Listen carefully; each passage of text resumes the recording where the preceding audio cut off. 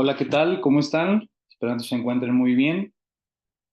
Vamos a revisar el tema de generalidades del músculo. Antes de iniciar con el próximo tema que es conceptos básicos de goniometría, rápidamente vamos a ver, así como lo hicimos con generalidades de articulaciones, ahora veremos generalidades del músculo, para repasar un poco y reforzar estos conceptos anatómicos, muy importantes ya para lo que va a ser adentrarnos en goniometría, como les explicaba, y también otros conceptos fundamentales como es la propedéutica y la exploración de varias articulaciones. El sistema muscular, recordar que es el conjunto de más de 600 músculos que existen en nuestro cuerpo y la función básica es motriz, es decir, generar, producir movimientos. El aparato locomotor se convierte o se compone de músculos estriados y varios tipos de tejido conjuntivo, así como el esqueleto. El sistema muscular proporciona componentes básicos para mantener fuerza, eh, flexibilidad, estabilidad y repartir carga.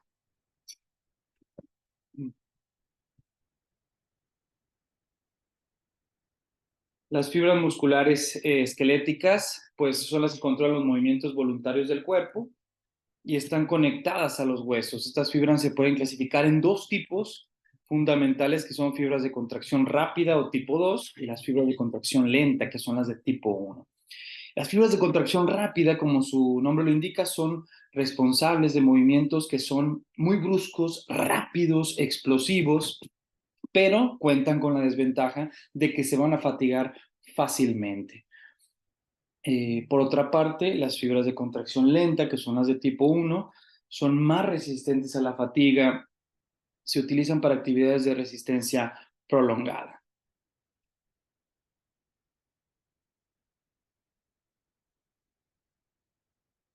También existen fibras musculares en el corazón, que son las denominadas fibras musculares cardíacas. Recordemos que el corazón es un tipo de músculo y denominado o tejido especializado cardíaco. Estas fibras musculares cardíacas pues son responsables de las contracciones involuntarias porque es del sistema autónomo. Son contracciones involuntarias que bombean sangre por todo el cuerpo. Estas fibras tienen características intermedias entre las fibras esqueléticas y las fibras lisas. Las fibras musculares lisas propiamente, por su parte, están presentes en las paredes de los órganos internos. Intestino, eh, hígado, páncreas, todos los demás órganos que componen, así como el útero también es otro ejemplo, los vasos sanguíneos, por supuesto, las arteriolas, arterias, venas, y estas fibras musculares lisas son responsables de movimientos involuntarios y lentos. Participan en procesos como la digestión y la circulación sanguínea.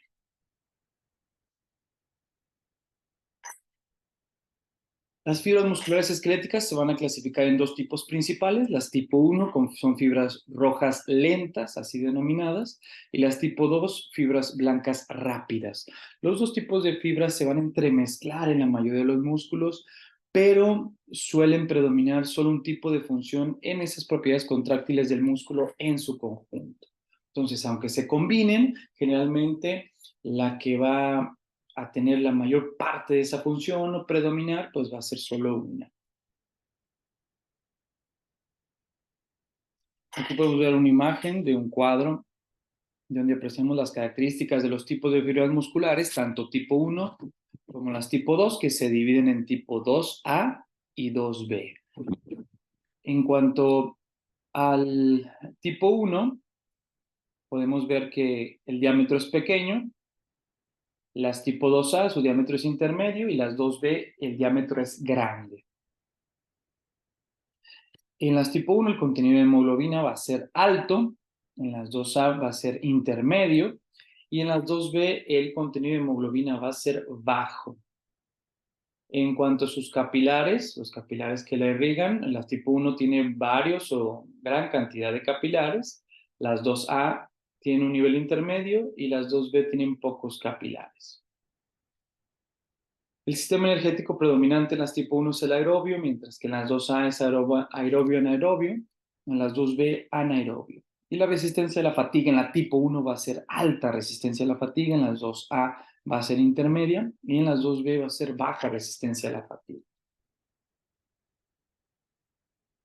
Por otro lado, la velocidad de contracción en las tipo 1, como ya les comentaba, es lenta, en las tipo 2A es rápida la velocidad de contracción, así como en las 2B. Y la potencia, pues, es ligera en las tipo 1, ya va incrementándose, 2 cruces significa que es moderada, y 3 ya es una potencia elevada en las 2B. En cuanto a la resistencia, pues es alta en las tipo 1, moderada en las tipo 2A, y poca o mínima en las 2B. Estos son entonces los dos tipos de fibras musculares. Repasamos: tipo 1, fibras tipo 2, que se dividen en tipo 2A y 2B. Las fibras tipo 1, ahondando ya en algunos detalles o características, pues predominan en músculos posturales como los músculos espinal y el músculo sóleo, que recordemos que es parte del tríceps sural. A menudo las fibras tipo 2 pues predominan en músculos en las que las extremidades requieren fuerza potente y muy rápida. Aunque el predominio o cantidad de fibras es variable en la población, dependiendo obviamente la genética, la edad, el entrenamiento o ejercicio que hayan tenido a lo largo de su vida, tiene mucho que ver todo esto, pero se cuentan con una cantidad de fibras generalmente en esta cantidad, y repito, depende mucho de las características del individuo. La fibra muscular se compone de núcleo, sarcolema, mitocondria y miofibrilla. Los músculos esqueléticos suponen aproximadamente 40% de ese peso corporal y se insertan en el esqueleto mediante estructuras como es la aponeurosis, las fascias y los tendones. Esta es la fascia muscular que envuelve al músculo. Aquí podemos ver un fascículo secundario y adentro ya vamos a encontrar las fibras musculares per se. Recordemos que el tendón es una estructura que va a unir al músculo con el hueso. Es muy importante recordarlo y tener en cuenta este esquema con las partes que llega a tener este músculo esquelético. La aponeurosis, pues por su parte, son láminas de tejido conjuntivo o conectivo denso que presentan un color blando, casi nacarado, y proporcionan amplios orígenes del músculo. Por ejemplo, también el dorsal ancho. La fascia se encuentra en varias estructuras, en varios músculos del cuerpo. Por ejemplo, estamos apreciando aquí esta fascia que está en la región palmar, en la mano, donde podemos encontrar esta estructura, esta aponeurosis, que va a estar unida a músculos justamente de los dedos. Eso es la aponeurosis. La fascia ya como tal pueden ser de dos tipos: superficiales o profundas. Las fascias, recuerden, entonces pueden ser superficiales o profundas. Las superficiales se encuentran debajo de la piel y permiten movimiento libre de esta, y las profundas ya van a envolver y revestir, además de separar los músculos. Las fascias profundas también pueden formar inserción en determinados músculos. Algunos ejemplos son el tracto iliotibial, que es una banda resistente de fascia profunda. El tracto iliotibial tiene entonces, es por supuesto, va muy de la mano con el músculo tensor de la fascia lata. Ahí se encuentra también esta banda resistente y profunda que permite justamente la inserción de este músculo, y también del glúteo mayor en el fémur y en la tibia. Entonces, recordad también el concepto de fascia. Ya sabemos que el músculo puede llegar a tener sus partes, creo que ya lo han revisado, lo que es el epimicio, el perimicio y el endomicio. Aquí tenemos otra imagen, en la que podemos encontrar lo que les estoy comentando. Aquí está el epimicio, el perimicio, y lo que viene más adentro es ya el fascículo, que es el conjunto de fibras, también el endomicio, más internamente, y la fibra muscular como tal.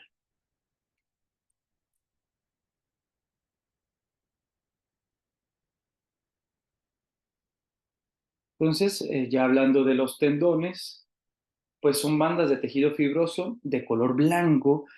Mencionaba que unen a los músculos con los huesos y poseen gran capacidad de tensión. aunque su elasticidad es poca, son muy resistentes al estiramiento. Tiene esa función justamente de unir músculo con hueso, por eso es que tienen esa elasticidad y esa resistencia, esa elasticidad, aunque es mínima, y esa resistencia. Aquí podemos ver la diferencia entre un tendón y un ligamento. Los tendones son tejidos que conectan hueso con músculo y los ligamentos son bandas de tejido que unen hueso con hueso. No se les olvide, esta es la diferencia entre el tendón y el ligamento. El tendón une hueso-músculo y el ligamento une hueso-hueso.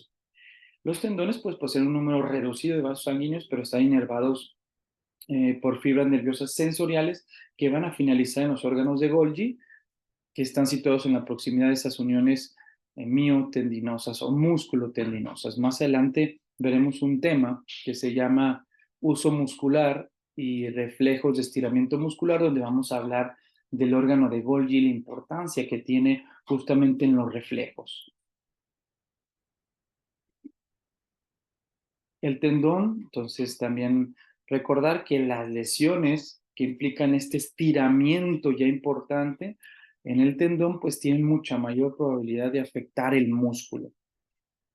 En algunos casos, altera incluso la inserción tendinosa del hueso. Entonces, ese tendón, repetimos, está uniendo hueso con músculo y un estiramiento importante puede provocar una lesión considerable o de severidad, no solamente en el músculo, sino también en el propio hueso, en la misma estructura ósea como tal. ¿Cuáles son los tipos de estructura del músculo? Pues la estructura microscópica del músculo va a influir en esa respuesta muscular al estiramiento y estudiar esto permite determinar la acción o función de ese músculo.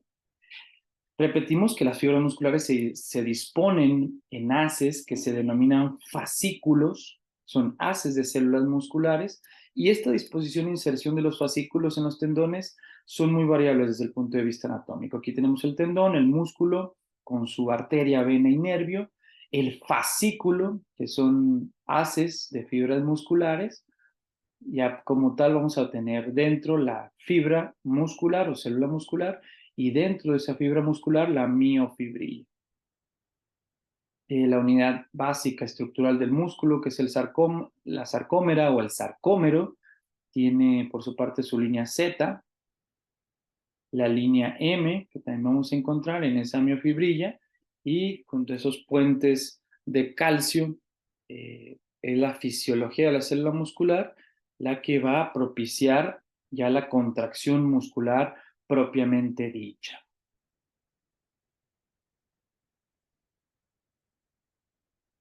Los músculos pues pueden diferenciarse en dos clases principales, que son los fusiformes en forma de huso, así se le llama, un huso muscular, o los peniformes, que son en forma de pluma de ave, como lo podemos ver en esta imagen.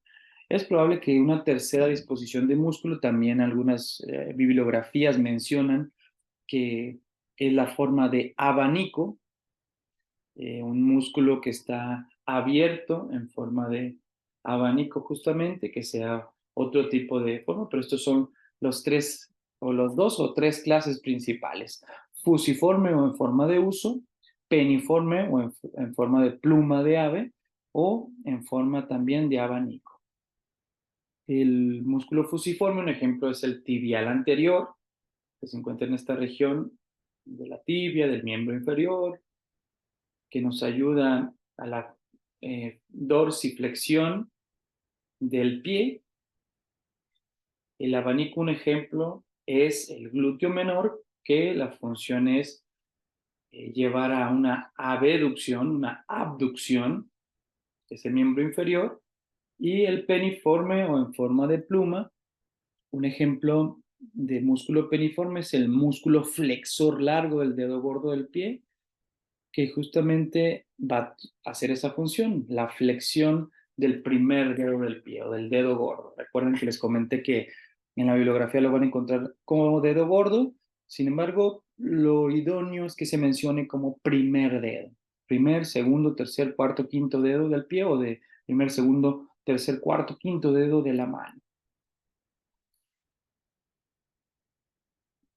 Y aquí tenemos más ejemplos del músculo de tipo fusiforme o en forma de huso.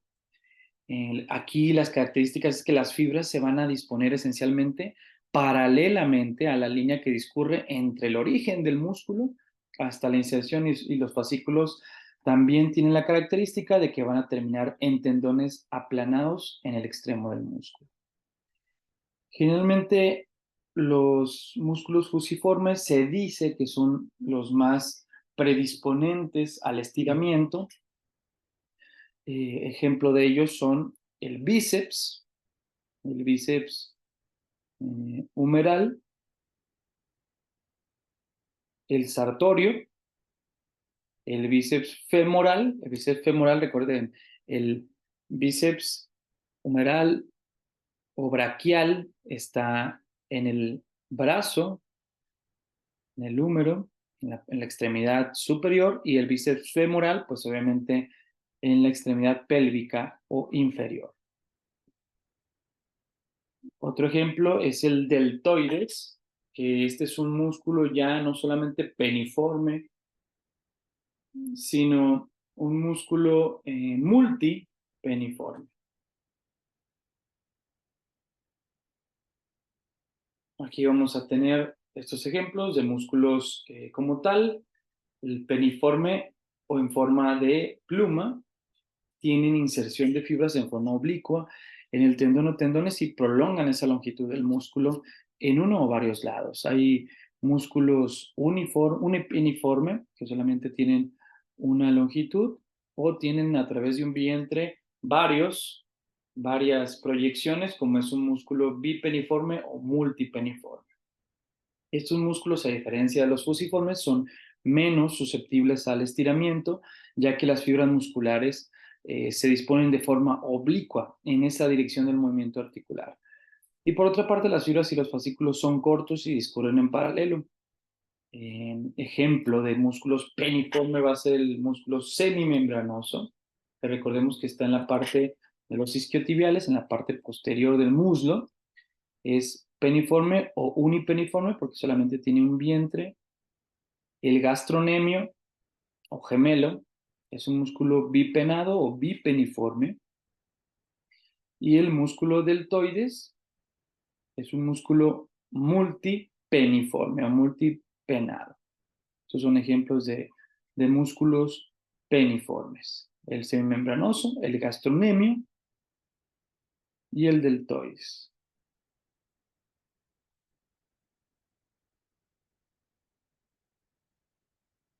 Por su parte, los músculos en forma de abanico pues presentan ventajas e inconvenientes a diferencia de los dos anteriores.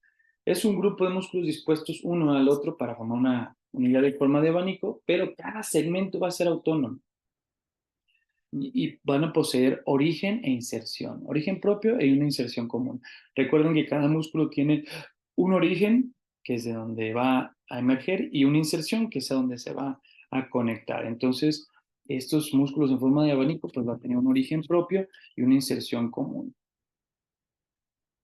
Un ejemplo es la porción clavicular del músculo pectoral mayor. No puede resultar afectada, aunque su porción external puede verse paralizada por una lesión raquídea. Entonces, aunque tiene su origen propio y la inserción común, muchas veces una porción puede verse lesionada y otra no afectada, dependiendo de esa lesión.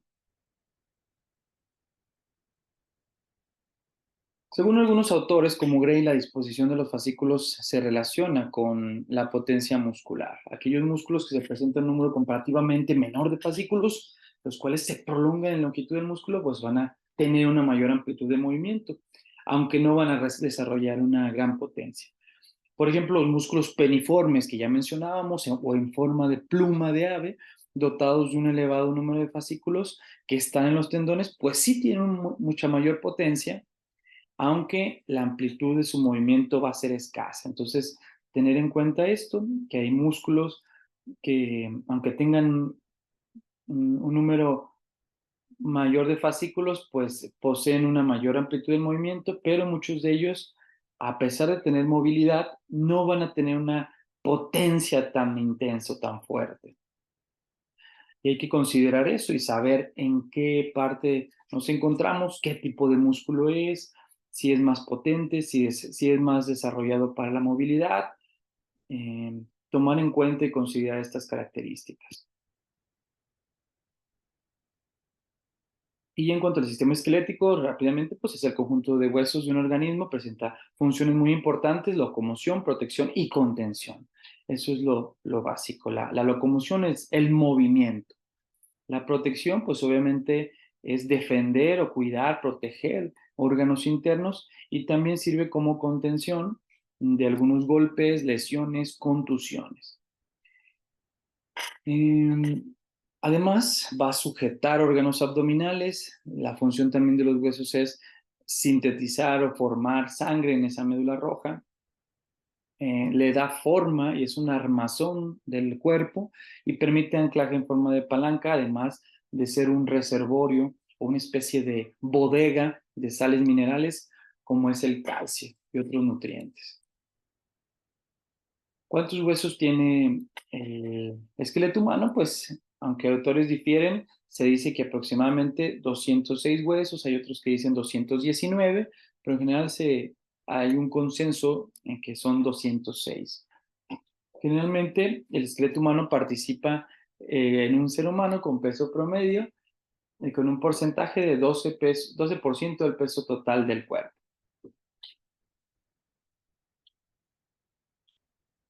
El esqueleto se divide en esqueleto axial, que es la parte central, que lo veíamos también en la posición anatómica en clases anteriores. Toda la parte central, cráneo, columna vertebral, tórax, coxis, en esta vista anterior y en esta vista posterior. Y tenemos también el esqueleto apendicular, que son todos los huesos que están en la periferia. Aquí estamos apreciando en forma más resaltada la escápula, el húmero, radiocúbito, los huesos de la mano, el coxis, la pelvis, el fémur, tibia y peroné y los huesos del pie. Pero esto es el esqueleto apendicular, es decir, lo que está en la periferia, los huesos hacia los lados. Entonces tenemos ese esqueleto axial y ese esqueleto apendicular. La estructura ósea, pues podemos hablar de un periósteo, en principio, como una membrana fibrosa conjuntiva o conectiva que es elástica y tiene una capa externa fibrosa y una capa interna osteogénica. Tiene muchos vasos sanguíneos y sirve de inserción también para músculos y tendones. Aquí podemos ver la imagen como está con venas, con arterias, muy vascularizada, con las células llamadas osteocitos también. El periósteo está formado además por la capa externa fibrosa y la capa interna que es donde se van a formar las células óseas denominadas osteocitos, los que ya apreciábamos. El hueso tiene un tejido esponjoso formado por trabéculas, que son esta especie de hoyuelos o espacios, perforaciones, y según las fuerzas y tensiones que sufre el hueso, pues van a tener estos espacios. También aquí se encuentra en el tejido esponjoso el tejido hematopoyético, que es el encargado de formar las células sanguíneas. Y por supuesto, otro espacio es la cavidad medular, que es un conjunto dispuesto en el eje del hueso, en el que se encuentra ya la médula roja, que acaba formando la médula ósea amarilla. Entonces, ¿qué compone el hueso? Recordemos osteocitos, osteoblastos, osteoclastos, la matriz no mineral, como el colágeno y glucosaminoglucanos, y la matriz mineral como el calcio e hidrógenos de fosfato. Decíamos que el hueso es un reservorio, una bodega de algunos minerales como el calcio, muy importante, y también conformado por agua. Y como repaso rápidamente, recordar los tipos de hueso, el hueso plano, que ya mencionábamos que forman esas suturas craneales, el hueso corto o irregular, un ejemplo sería una vértebra, y el hueso largo, un ejemplo es el fémur. Los huesos largos, pues, tienen la característica que un eje predomina sobre los demás. Veamos el ejemplo del fémur y así también las falanges, aunque podríamos decir, pues, la falange en dimensión no es un hueso muy largo, pero sí se considera porque sus dimensiones eh, tiene un eje central llamado diáfisis y tiene dos extremos, una epífisis y y dos epífisis y una diáfisis. Y por eso se le considera hueso largo a los huesos de las falanges o de los dedos. Otro aspecto importante es conocer la metáfisis. La metáfisis es un cartílago de crecimiento, una zona de cartílago entre la epífisis, que está en los extremos, y la diáfisis, que está en el centro, que con el tiempo se va osificando. Entonces, muy importante esa metáfisis para ser una especie de centro que controle el crecimiento del hueso. Por su parte, los huesos cortos tienen características también propias. Son parecidos a los huesos que vamos a encontrar, o son considerados los del tarso y los del carpo como huesos cortos, donde no tienen ese extremo tan amplio, y van a tener forma irregular. Un ejemplo de ellos pues son los huesos que tenemos en el carpo, en la mano, que ya veíamos en la clase anterior: escafoide, semilunar, piramidal y pisiforme, hueso grande, hueso ganchoso, trapecio y trapezoide. Y también los huesos que encontramos como cuneiformes, o los huesos del tarso en el pie, también vamos a encontrar que son ejemplos de huesos cortos. Los huesos planos predominan en una dimensión sobre otra, es decir, hay dos dimensiones largas y una corta.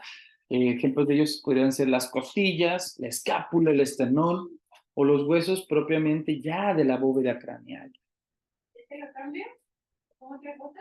Huesos irregulares tienen peculiaridades o singularidades en su forma, en su morfología.